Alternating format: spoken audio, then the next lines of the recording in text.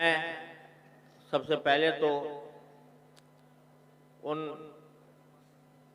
अजीज तलबा को और उनके असातिज़ा किराम को और उनके ख़ानदानों को मुबारकबाद पेश करता हूँ कि अल्लाह जल्ल जलालुहु ने उनके दर्स निज़ामी की तकमील फरमाई और आज उन्होंने सही बुखारी का आखिरी बाब हमारे सामने पढ़ा। जो अभी अजीज तालिब इल्म ने हदीस पढ़ी और इमाम बुखारी का आखिरी बाब पढ़ा, उससे पहले आपने देखा होगा कि एक बहुत तवील सनद उन्होंने हमारे सामने पढ़ी। यह तवील सनद दर हकीकत सिर्फ इस उम्मत मुस्लिमा, उम्मत मुहम्मदिया अला साहिब अस्सलातु वस्सलाम की खुसूसियत और उसका इम्तियाज है। जो दुनिया में किसी भी मजहब और किसी भी मिल्लत को ये इम्तियाज हासिल नहीं कि उसके जो पेशवा सैकड़ों साल पहले गुजरे या हजारों साल पहले गुजरे, उनके इरशादात या उनके कलेमात की उनके पास सनदे मुत्तसिल मौजूद हो। आज दुनिया में सबसे ज्यादा जो अहले किताब में से जिनका सबसे ज्यादा मजहब फैला हुआ है रोमन कैथोलिक्स का, तो उनकी सूरत हाल ये है कि अगर उनसे पूछा जाए, आप किसी भी मसीही आलिम से पूछ लें, किसी भी यहूदी आलिम से पूछ लें कि तुम तौरात को मानते हो, लेकिन क्या तुम्हारे पास इस बात की कोई दलील मौजूद है कि ये तौरात तुम पढ़ रहे हो ये बाकी वही तौरात है जो हजरत मूसा अलैहिस्सलाम पर नाज़िल हुई थी? या आप किसी मसीह आलिम से पूछ लें कि क्या जो इंजील तुम पढ़ते हो वो इंजील वाक़तन वही है जो हजरत ईसा अलैहिस्सलाम पर नाज़िल हुई थी? तो सिवाय इसके उनके पास कोई जवाब नहीं होगा कि हमारे पास सनद मुत्तसिल नहीं है। हमारे आबा और अजदाद इसको आसमानी किताब कहते चले आए हैं, लिहाजा हम भी इसको आसमानी किताब मानते हैं। लेकिन अगर ये पूछो कि इसके सनद क्या है, तो उनके पास उसका कोई जवाब नहीं। और मैं आपको बताता हूं क्या सनद है। हज़रत ईसा अलैहिस्सलाम को अल्लाह तबारक व तआला ने आसमान पर उठाया। उसके बाद से लोगों ने हजरत ईसा अलैहिस्सलाम की सीरत और हजरत ईसा अलैहिस्सलाम के इरशादात को जमा करने का सिलसिला शुरू किया। लेकिन 3 सदियों तक, 300 साल तक 20 इंजीलें मंजर आम पर आ चुकी थी और उनमें आपस में तजाद था, आपस में इख्तिलाफ था। पता नहीं चल रहा था कि असली कौन सी और नकली कौन सी है। 300 साल तक इंजीलें, ये मरकस की इंजील है, ये बरनबास की इंजील है, ये पुतरस की इंजील है, ये बर्थलमाई की इंजील है, ये उसकी यूहन्ना की इंजील है। सैकड़ों इंजीलें फैली हुई थी और आपस में सिर्फ अल्फाज में नहीं बल्कि उसके मजमून में जबरदस्त इख्तिलाफात मौजूद थे। जब 300 साल गुजर गए, 300 साल के बाद कुस्तंतीन बादशाह था, जो इस वक्त जो इस्तांबुल कहलाता है वो कुस्तंतुनिया कहलाता था उस वक्त। तो बाज़ंतीनी हुकूमत का जो बादशाह था कुस्तंतीन, वो ईसाई हो गया।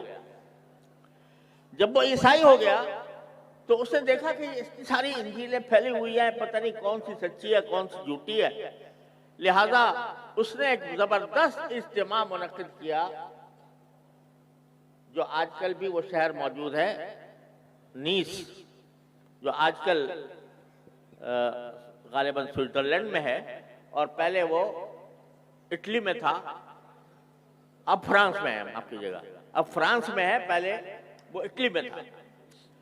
तो उस शहर के अंदर एक अजीम इज्तिमा सारी दुनिया के मसीही उलमा का उसने मुनक्किद किया और कहा भाई फैसला करो कौन सी इंजील सही है कौन सी गलत है। ये 300 साल के बाद ये सवाल उठाया गया और लोग सारे उलमा जमा थे, पूरी आलम ईसाइयत के उलमा जमा थे और उनसे कहा जा रहा था भाई फैसला करो कौन सी सही है कौन सी गलत है। सारे दिन मुबासा होता रहा, कोई कहता था ये बेहतर है, कोई कहता वो बेहतर है, कोई कहता ये सही है, कोई कहता वो सही है, सारे दिन मुबासा होता। आखिरकार जो उस वक्त के पोप साहब थे उन्होंने ये तजवीज पेश की, भाई सारा दिन हो गया बहस मुबासा करते हुए किसी नतीजे तक नहीं पहुंच रहे, तो अब ऐसा करो अब इसको अल्लाह मियां पर छोड़ो, अल्लाह ताला से पूछेंगे कि कौन सी सही है कौन सी गलत है। भाई कैसे पूछेंगे अल्लाह मियां से? कहा ऐसा करो कि जितनी सारी इंजीलें हैं ना वो सारी एक मेज के ऊपर जमा कर दो और मेज पर जमा करके और उसको एक कमरे के अंदर बंद कर दो और बराबर के अंदर सारे मसीही उलमा जो हैं वो उलमा और राहिब वो सारे के सारे जमा होकर ये दुआ करते रहे कि अल्लाह जो झूठी हो वो गिर जाए, जो झूठी हो वो गिर जाए, झूठी हो गिर जाए इस मेज पर से। जब सुबह को बेदार हुए तो देखा कि बाकी सारी गिरी पड़ी हैं, सिर्फ 4 मौजूद हैं। मैंने कहा बस फैसला हो गया, ये 4 इंजीलें जो हैं ये असली है और बाकी जो हैं वो सब झूठी हैं, क्योंकि अल्लाह मैंने गिरा दिया उनको जमीन पर। एक मौर्रिख है जो ये वाकया लिखता है कि ये वाकया पेश आया था जिस तरह इन 4 इंजीलों को, ये 4 इंजीलें बाकी मत्ता, मरकस, लूका, यूहन्ना, ये 4 इंजीलें बस सच्ची करार दी गई। तो वो कहता है मौर्रिख लिखते हुए कि सब लोगों ने ये सब बहस तो कर ली और ये नज़ारा भी देख लिया कि नीचे किताबें गिरी हुई थी, 4 ऊपर रखी हुई थी, लेकिन किसी ने ये तहकीक नहीं की कि उस दिन उस कमरे के दरवाजे की चाबी किसके पास थी। ये किसी को तहकीक करने की तौफीक नहीं हुई कि उस रात में उस कमरे की चाबी किसके पास थी। तो चाबी थी पोप साहब। तो लिहाजा उसके नतीजे में जो 4 इंजीलें हैं वो मोतबर करार पा गई और बाकी सारी जो हैं वो रद्द कर दी गई। यह है सनद इन 4 इंजीलों के मुस्तनद और मोतबर होने की। और उनमें भी आपस में इख्तिलाफ है, अब भी इख्तिलाफ है और ऐसी सी बातें हैं कि मैं आपको क्या बताऊं कि उसके अंदर किस तरह उनके नसबनामे में इख्तिलाफ है, हज़रत ईसा अलैहिस्सलाम के नसबनामे में इख्तिलाफ है। यहाँ तक के अल्लाह बचाए उसके रूह से, अगर माफ कीजिएगा अल्लाह तबारक व तआला मुझे माफ करे, लेकिन उस नसबनामे के रूह से अगर देखा जाए तो हज़रत ईसा अलैहिस्सलाम का बलदुल हराम होना साबित होता है। अलैहिस्सलाम यह है सनद। तो ये इम्तियाज सिर्फ नबी आखिर ज़मा सरवरद आलम मोहम्मद मुस्तफ़ा सल्लल्लाहु अलैहि वसल्लम को अल्लाह ताला ने अता फरमाया कि 1400 साल गुजर गए हैं, न सिर्फ कुरान बल्कि नबी करीम सल्लल्लाहु अलैहि वसल्लम की एक एक हदीस की मुत्तसिल सनद हमसे लेकर सरकार दो आलम सल्लल्लाहु अलैहि वसल्लम तक मौजूद है। आपने अभी देखा कि हमारे तालिब इल्म ने पढ़ा कि मैंने किससे पढ़ा है, मेरे उस्ताद ने किससे पढ़ा, उनके उस्ताद ने किससे पढ़ा, और यहां तक कि इमाम बुखारी तक पहुंच गए और उसके बाद इमाम बुखारी की हदीस मौजूद। और जितने नाम इन्होंने लिए और जितने नाम बुखारी शरीफ के अंदर आते हैं कि सनद के कि मैंने फलां से पढ़ा, मैंने फलां से पढ़ा, मैंने फलां से पढ़ा, उनमें से एक एक इंसान का कच्चा चिट्ठा अस्मा और रिजाल की किताबों में मौजूद। आप बुखारी शरीफ की ये 2 जिल्दें हैं और इसके अंदर हजारों हदीसें हैं, तकरीबन 7,000 के करीब अहादीस हैं। इन 7,000 अहादीस में हर सनद के अंदर कम से कम 3 और कम ज्यादा से ज्यादा 6 रावी होते हैं एक हदीस के अंदर।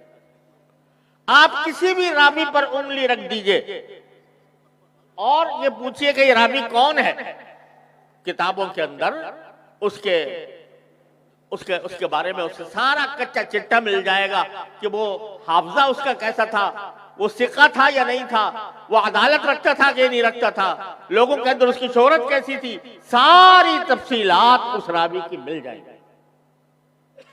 कोई रावी ऐसा नहीं जिसकी तफसीलात मौजूद ना हो। क्यों? अल्लाह ताला ने जब वादा फरमाया था इन्ना नहनु नज़्ज़लना ज़िक्र व इन्ना लहु लहाफ़िज़ून, हमने ही कुरान नाजिल किया और हम ही उसकी हिफाजत करेंगे। तो कुरान की हिफाजत तो इस तरह कराई अल्लाह तबारक व तआला ने कि आज अगर फर्ज करो खुदा ना खास्ता कुरान करीम के सारे नुस्खे खत्म हो जाएं तो 12 साल के बच्चे अपनी जबान से उसको लिखवा देंगे और हर मुल्क के अंदर अल्हम्दुलिल्लाह कुरान करीम के हाफिज़ से मिलेंगे। लेकिन हिफाजत सिर्फ अल्फाज ही की तो नहीं थी, हिफाजत उसके मानी की भी थी, कुरान की तफसीर की भी थी। और कुरान की तफसीर वो है जो जनाब मोहम्मद मुस्तफ़ा सल्लल्लाहु अलैहि वसल्लम ने फरमाई। ये सारी अहादीस जो हैं ये कुरान ही की तो तफसीर है। तो उस कुरान की तफसीर को भी अल्लाह तबारक व तआला ने इस तरह महफूज रखा। दुनिया की कोई मिल्लत, कोई मजहब, कोई दीन इसकी मिसाल पेश नहीं कर सकता कि इसके एक एक रावी का हाल मौजूद है। मुहद्दिसीन ने अपनी उम्रें खपाई, पैदा इसलिए किए गए कि सरकार दो आलम सल्लल्लाहु अलैहि वसल्लम की हदीस को महफूज करें। खतीब बगदादी रहमतुल्लाह अलैह ने अपनी किताब अल किफाया में लिखा है, किसी मुझे मुहद्दिस का नाम याद नहीं रहा, उस मुहद्दिस से पूछा गया कि भाई आप किस तरह रावियों की तहकीक करते थे कि रावी कैसा है। तो फरमाया कि हम जिस रावी के बारे में हमें तहकीक करनी होती थी उसके वतन में पहुंचते थे, उसके शहर में जाते थे, उसके बारे में लोगों से मालूमात करते थे। इतनी मालूमात करते थे कि भाई इसने पढ़ा कहाँ है, ये हाफजा इसका कैसा है, कभी इससे झूठ बोला है कि नहीं बोला, और इसका किरदार कैसा है, कैरेक्टर कैसा है। ये मालूमात इस तरह करते थे कि लोग जिनसे हम मालूमात कर रहे होते थे वो हमसे बाद वक़्त कहते थे क्या इनका कोई रिश्ता आया आपके यहाँ जो आप इतनी तहकीक कर रहे हैं, कोई रिश्ता आया है कि आपकी किसी लड़की से कि इसका निकाह करना है लिहाजा आप इतनी तहकीक कर रहे हैं। ये तहकीक कर करके किताबों के अंदर मुदव्वन कर गए हज़रात मुहद्दिसीन। तो ये जो सिलसिला है ये सिलसिला तो ज़हब है, ये सोने की जंजीर है जो हमसे लेकर नबी करीम सल्लल्लाहु अलैहि वसल्लम तक पहुंचती है। इसके जंजीर के किसी हल्के में शामिल हो जाना ये भी इतनी बड़ी सआदत है कि उसके बराबर कोई सआदत नहीं होती। अरे और कुछ नहीं तो उस मुबारक जंजीर का एक कड़ा तुम बन गए जिसकी इंतहा सरकार दो आलम सल्लल्लाहु अलैहि वसल्लम पर हो रही है। तो ये मामूली सआदत नहीं है, सिर्फ इसका पढ़ लेना, सिर्फ इसनाद का पढ़ लेना ये इतना बड़ा अजीम। लोग बाज़ औक़ात देखते हैं हमारे यहाँ दौरे हदीस के असबाक जब होते हैं तो बसा औक़ात ऐसा होता है कि हदीसें पहले से गुजरी हुई होती हैं, तलबा ने समझी हुई होती है, उस्ताद ने उसकी तशरीह की हुई होती है, तो बस पढ़ते चले जाते हैं। लोग कहते हैं यार तुम लोग महज ऐसे ही पढ़ते हुए गुजर जाते हो अहादीस के को और उसके न माना की पर बहस करते हो ना उसकी तहकीक करते हो। ये क्या मसला है? मसला ये है कि हम सिर्फ मानी ही की बात नहीं, वो तो अपनी जगह बहुत आला मकाम है ही, लेकिन हम इसको भी सआदत समझते हैं कि उस सनद के कड़े से हमारा कड़ा मिल जाए। मेरे शेख हजरत आरिफी क़द्दसल्लाहु तआला सिर्रहू फरमाया करते थे कि जब बुजुर्गों के किसी सिलसिले से इंसान वाबस्ता हो जाए, तो ये बज़ाते खुद एक बहुत बड़ी नेमत है। और उसकी एक मिसाल दिया करते थे। मिसाल ये देते थे कि जैसे एक बहुत शानदार बोगी, शाही बोगी ट्रेन की, वो लाहौर जा रही है और आलीशान बोगी है, शानदार, उसमें सोफे लगे हुए हैं, खाने पक रहे हैं, खुशबुएं उठ रही हैं और आला दर्जे की नई बोगी है।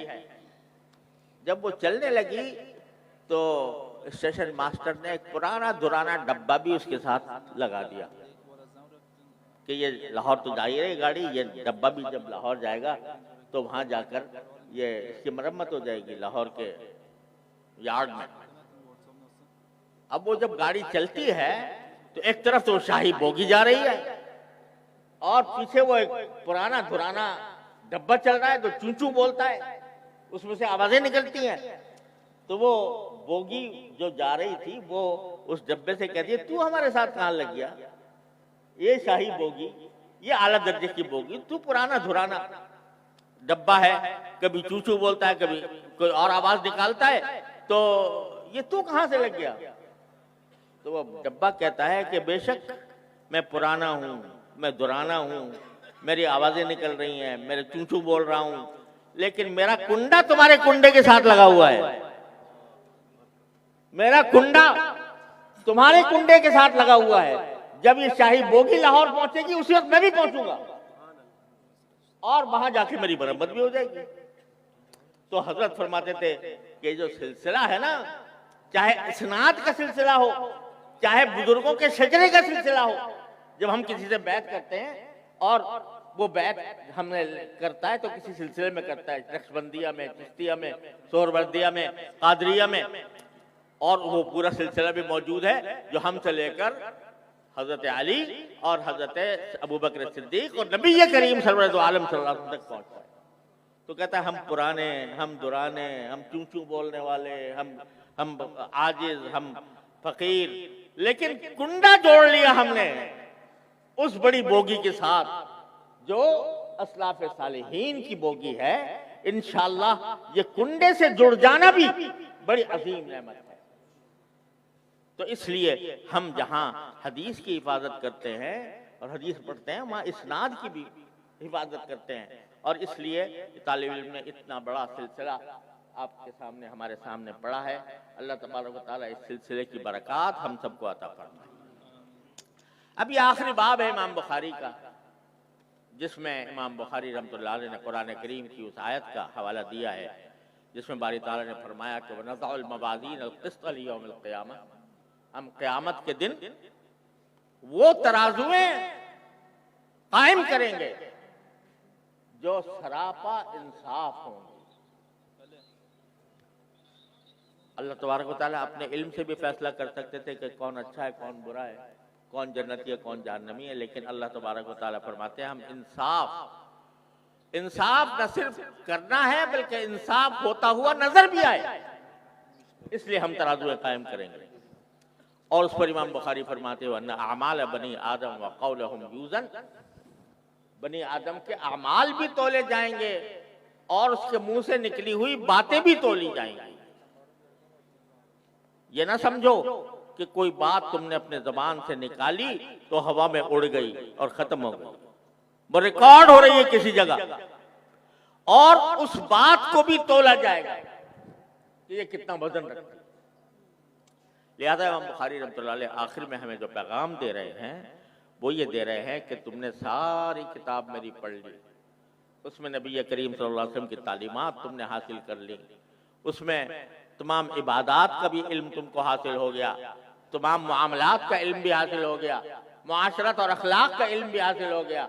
लेकिन याद रखो सिर्फ ये इल्म काफी नहीं है, सिर्फ जान लेना काफी नहीं है, बल्कि इस बात का ख्याल रखो कि अब जो कुछ तुम अमल करोगे तो उसको अल्लाह तबारक व तआला तराजुओं में तोलेंगे। तो अल्लाह ताला के हाथ तुलने से पहले तुम खुद तोल लो कि जो मैं अमल करने जा रहा हूं वो आया मुझे जन्नत की तरफ ले जाएगा या जहन्नम की तरफ ले जाएगा, और जो बात मुंह से निकाल रहा हूं वो मुझे जन्नत की तरफ ले जाएगी या जहन्नम में ले जाएगी। तो कब्ल इसके कि वहां तुले पहले खुद तोल के देख ले। ये पैगाम है इमाम बुखारी का जो बिल्कुल आखिर में हजरत इमाम बुखारी रहमतुल्लाह अलैह ने दिया है। और ये सोचो कि मेरे अमाल में वजन पैदा हो किसी तरह, और अगर मालूम करना हो कि वजन कैसे पैदा होता है तो मेरी पहली हदीस पढ़ लो कि इन्नमल अमालु बिन्निया, कि जो काम तुम अल्लाह तबारक व तआला की को राजी करने की नीयत से करोगे उसमें वजन होगा, चाहे अमल छोटा सा नजर आ रहा हो। देखने में आपने हदीस में पढ़ा है, इसी बुखारी की हदीस में, कि एक शख्स ने कुत्ते को पानी पिला दिया था, प्यासे कुत्ते को। वो अल्लाह की रजा के लिए पिलाया था। अल्लाह ताला ने उसकी बिना पर उसकी मग़फ़िरत फरमा दी। छोटा सा अमल था लेकिन इखलास के साथ था, कबूल हुआ और उसमें इतना वजन हुआ कि वो मग़फ़िरत हो गई।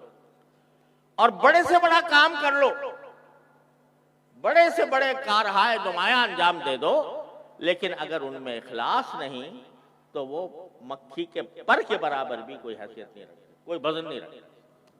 लिहाजा हमें इमाम बुखारी रहमतुल्लाह अलैह इस तरफ मुतवज्जे फरमा रहे हैं कि अब तुम बाहर निकलोगे। और मुझे तो कुछ ऐसा लगता है कि शायद इमाम बुखारी रहमतुल्लाह अलैह को ये मुनकशिफ हो गया हो कि मेरी इस किताब को पढ़कर लोग आलिम कहलाएंगे, उनके सरों पर दस्तार सजाई जाएगी, वो सारे दुनिया के अंदर आलिम के नाम से पहचाने जाएंगे। तो वो पैगाम दे रहे हैं कि तुम अपने आमाल और अपने अक़वाल का जायज़ा लिया करो और ये देखा करो कि उसमें इखलास का वजन है या नहीं। अल्लाह ताला वो वजन हमारे अंदर पैदा फरमा दे। और ये भाई बहुत बड़ा मसला है। इल्म जो है वो बज़ाते खुद कोई कीमत नहीं रखता जब तक उसके साथ अमल ना हो, और अमल में कोई कीमत नहीं होती जब तक उसके साथ इखलास हो। और इखलास ऐसी चीज है कि शैतान यहीं पर जाकर डाका डालता है कि आदमी कोई काम कर रहा होता है, उसके अंदर दिल में पैदा कर देता है शोहरत की ख्वाहिश, नामो नमूद की ख्वाहिश, रियाकारी की ख्वाहिश और उस अपना बड़ा बनने की ख्वाहिश। तो उसके नतीजे में वो सारा जो अमल होता है वो बेकार होकर चला जाता है।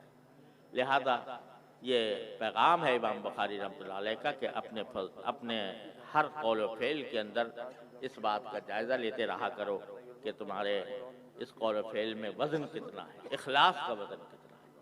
और इसके लिए भाई मैं आप हजरात से एक गुजारिश करता हूँ जो मैंने अपने बुज़ुर्गों से सुनी है, और इंशाअल्लाह अगर उस पर अमल कर लिया जाए तो अल्लाह ताला की रहमत से उम्मीद है कि अल्लाह तबारक व तआला हम सबको इखलास से नवाजेंगे। वो ये कि हर रोज सुबह को फजर के बाद, फजर की नमाज के बाद चंद मिनट अल्लाह तबारक व तआला की बारगाह में हाजिर होकर ये दुआ कर ले कि या अल्लाह मेरा दिन आज शुरू हो रहा है और इस दिन में मेरी पता नहीं मेरा आखिरी दिन भी हो सकता है। आजकल किसी का पता है कि कब तक जिंदा रहेगा, हो सकता है आखिरी दिन हो या और भी आपने मजीद मोहलत दी हुई हो, लेकिन आज मैं दिन शुरू कर रहा हूं तो मैं इस अहद के साथ शुरू कर रहा हूं कि जो काम करूंगा अल्लाह आपकी रजा के लिए करूंगा। यहां तक कि खाना भी खाऊंगा तो आपकी रजा के लिए, अगर अपने बीवी बच्चों से और अपने घर वालों से बातचीत करूंगा आपकी रजा के लिए, अगर मैं सोऊंगा तो मेरा सोना भी आपके लिए होगा, यानी इसलिए होगा कि इस सोने के जरिए मुझे कुव्वत हासिल हो और मैं कुव्वत हासिल होकर आपकी इबादत ज्यादा से ज्यादा अंजाम दे सकूं। इस नीयत के साथ करूंगा। इन्न सलाती व नुसुकी व महयाया व ममाती लिल्लाहि रब्बिल आलमीन, अल्लाह के लिए होगा। और ये पहले तो अहद कर लो और फिर साथ में दुआ कर लो। दुआ ये कर लो कि या अल्लाह मैंने अहद तो कर लिया, लेकिन मैं इस अहद पर खुद अपनी ताकत से कायम नहीं रह सकता जब तक आपकी तौफीक शामिल हाल है। तो अल्लाह इस अहद के साथ मैं आपसे दुआ भी मांगता हूं कि अल्लाह मुझे मुखलिस बंदों में शामिल फरमा ले, मेरे हर अमल को अपने अपने अपने रजाजोई के लिए कर ले, मेरी सारी जिंदगी को अपनी रजा कामिल के मुताबिक बना दे, ये दुआ कर लो सुबह सवेरे। और रात को सोते वक्त फिर सोने से पहले एक मर्तबा जायजा ले लो कि आज मैंने जिंदगी में अपने दिन में क्या क्या काम किए थे और वो कैसे कैसे अंजाम दिए गए, उसमें कितना इखलास था, उसमें कितनी रजा जोई थी अल्लाह तबारक व तआला की। जहाँ नाफरमानी तो नहीं की मैंने, कोई अगर नाफरमानी की है तो अल्लाह मुझे अपनी रहमत से उसको माफ़ फरमा दे। मैं तौबा करता हूँ, इस्तिग़फ़ार करता हूँ और इस बात का इरादा करता हूँ कि जब कल दोबारा दिन शुरू होगा तो दोबारा उसे वही अहद करूंगा, दोबारा भी आपसे वही तौफीक मांगूंगा। ये सुबह के 5 मिनट और रात के 5 मिनट हैं तो बड़े आसान, कोई मुश्किल नहीं, कोई पैसा खर्च नहीं होता, कोई मेहनत नहीं जाती, कोई सफर नहीं करना पड़ता, लेकिन कर ले आदमी। शैतान ये कहता है कि बात तो बड़ी अच्छी है और मुख्तसर भी है, लेकिन ठीक है भाई कल से शुरू करूंगा। अब कल जो है वो फिर आती नहीं, आदमी गफलत का शिकार हो जाए। लेकिन मैं आपसे अल्लाह के भरोसे पर दावे के साथ कहता हूं कि 40 दिन ये अमल करके देख लो, जिंदगी में इनकलाब आ जाएगा। अल्लाह तबारक व तआला के फज़ल व करम से जिंदगी कहीं से कहीं पहुंच जाएगी और उसमें तुम्हें हमें इखलास भी नसीब हो जाएगा। अल्लाह तबारक व तआला इसकी हमें तौफीक अता फरमाए। फिर इसी बाब के तहत इमाम बुखारी ने जो हदीस रिवायत की है वो 2 कलिमात हैं, उनके बारे में फरमाया कि ये ज़बान पर तो बहुत हल्के से हैं, लेकिन मीज़ान अमल में इनका वजन बहुत। और इसी से इमाम बुखारी इस्तेदलाल कर रहे हैं कि कौलहुम यूज़न, इंसान का कौल भी वजन के कौल का भी वजन होगा। और वो तो कलिमात है सुब्हानल्लाह व बिहम्दिही सुब्हानल्लाहिल अज़ीम। क्या अल्लाह ताला ने इसमें असरार रखे हैं, क्या उसमें मारिफ रखे हैं, क्या अनवार रखे हैं। फरमाते हैं कि रहमान को महबूब है, हबीबतान इलर रहमान खफीफतान अलल लिसान सकीलतान फिल मीज़ान। ये जबरदस्त औसाफ इन कलिमात के रसूल करीम सल्लल्लाहु अलैहि वसल्लम ने बयान फरमाए। और एक हदीस में आता है कि इसी बुखारी में हदीस गुजरी है कि जो शख्स सुब्हानल्लाह व बिहम्दिही 100 मरतबा पढ़े रोजाना तो उसके गुनाह अगर पहाड़ के बराबर भी हों तो वो अल्लाह ताला की यहाँ उसकी मग़फ़िरत हो जाएगी। सुब्हानल्लाह व बिहम्दिही सुब्हानल्लाहिल अज़ीम। बज़ाहिर देखने में मामूली कलिमात हैं, लेकिन बड़े अजीम मारिफ व अनवार इनमें पोशीदा हैं। आज की इस मजलिस में अगर हम 2 बातों ही पर का सबक ले लें और इरादा कर लें तो इंशाअल्लाह ये मजलिस बड़ी कामयाब है। अल्लाह तबारक व तआला हम सबको इसकी तौफीक अता फरमाए। एक वो जो मैंने अभी अर्ज़ किया कि सुबह का आगाज़ किस तरह करें और रात को सोने से पहले क्या किया करें, और दूसरे ये कि सुब्हानल्लाह व बिहम्दिही सुब्हानल्लाहिल अज़ीम को अपना वजीफा बनाए, चलते फिरते उठते बैठते, और कम से कम 100 मरतबा दिन भर में ये पढ़ने का इंसान एहतमाम फरमाए। तो रसूल करीम सल्लल्लाहु अलैहि वसल्लम फरमाते हैं रहमान को महबूब हैं। मामूली बात है, और लफ्ज़ भी ये नहीं कहा अल्लाह को महबूब है, रहमान को महबूब है। वो जिसकी रहमत आम भी है ताम भी है उसको महबूब है। लिहाजा जो बंदा ये पढ़ेगा तो क्या वो महबूब नहीं होगा? वो रहमान को महबूब नहीं होगा और रहमान की रहमतें उसकी तरफ मुतवज्जे नहीं होंगी। लिहाजा अगर हम यही सबक लेके चले जाएं कि अल्लाह तबारक व तआला हमें इंशाअल्लाह ये 2 काम करेंगे, एक सुबह और रात का और दूसरा सुब्हानल्लाह व बिहम्दिही सुब्हानल्लाहिल अज़ीम को अपना वजीफा बनाएंगे, तो इंशाअल्लाह हमारी ज़िंदगी पलट जाएगी, ज़िंदगी अल्लाह ताला के मर्जी के मुताबिक हो जाएगी। मौत अगर आ गई जिस वक्त भी आए तो इंशाअल्लाह सुम्मा इंशाअल्लाह हम मौत के बाद अल्लाह तबारक व तआला की महब्बत और उसकी रहमत हासिल कर सकेंगे। अल्लाह तबारक व तआला अपने फजल व करम से अपनी रहमत से हमें इस पर अमल करने की तौफीक अता फरमाए। व आखिर दावाना अनिल हम्दुलिल्लाहि रब्बिल आलमीन।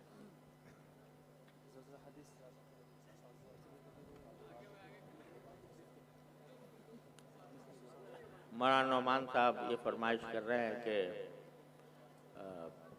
तलबा अजीज़, तालिबात और असातिज़े किराम ये चाहते हैं कि मैं उनको हदीस की इजाज़त दूँ, अगरचे मैं इसका अहल नहीं हूँ, लेकिन और तखस्सुसात के लोग तो, लेकिन मैं तामील हुक्म और तहसील सआदत के लिए ये अर्ज़ करता हूँ कि तमाम दौरे हदीस के तलबा, मौकूफ़ अलैह के तलबा, तखस्सुसात के तलबा और तालिबात किसी भी दर्जे की हों, तो उन सबको और जो असातिज़े किराम मेरे लिए बहुत ही मुअज़्ज़ज़ हैं, लेकिन बाज़ औक़ात छोटा भी बड़ों को इजाज़त दे देता है, तो इस लिहाज से मैं उनको भी हदीस की इजाज़त देता हूँ, अपनी तमाम मरवियात की इजाज़त देता हूँ जो मेरे सबत के अंदर मौजूद है। अल्लाह तबारक व तआला हम सब के लिए इसको कबूल फरमाए।